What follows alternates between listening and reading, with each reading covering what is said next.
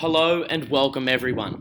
My name is Patrick Shostakowski, and today, in this short Teach the Class video, I hope to explain to you all how and when individuals can rely on the tort of passing off to protect their public image, and when they can't. The vast majority of case law concerning passing off suggests that it is more often than not relied on by business entities rather than individuals. However, in Australia, it can be used for character merchandising purposes to allow famous people or people with a considerable public reputation to prevent others from using their likeness. When individuals rely on passing off, the elements known as the classical trinity differ slightly. They are as follows, as set out in the case of Irvine and Talksport. The substance of some reputation acquired by the fictional character or celebrity. 2. The misrepresentation by the defendant, and 3, the existence of a threat or actual damage or likelihood of damage to the plaintiff as a result of the conduct in question. We can refer to the case of Hogan and Koala Dundee as an example of when an individual can rely on the tort of passing off to protect his public capital.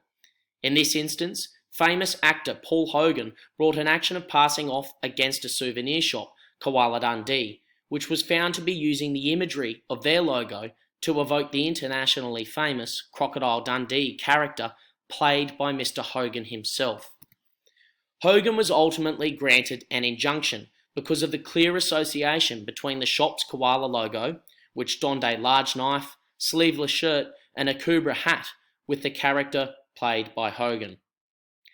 This action was successful because traders cannot use or rely on famous individuals' recognisable fictional characters to suggest some form of association or endorsement. Hogan commonly derived income from licensed partnerships with other entities which used his imagery and fictional character as a paid-for marketing tool. For an example of when passing off cannot be relied upon, we can refer to the case of Honey and Australian Airlines, where Olympic athlete Gary Honey brought an action against the airline and a magazine publisher for using images of him in their reading materials. Justice Norththorpe held that the airline's poster did not constitute a representation that they were in any way connected to Honey, that it was permitted or licensed by Mr. Honey, or that he was sponsored or affiliated by the airline company. The poster simply used his image, along with other famous athletes, to promote and encourage sporting success more broadly.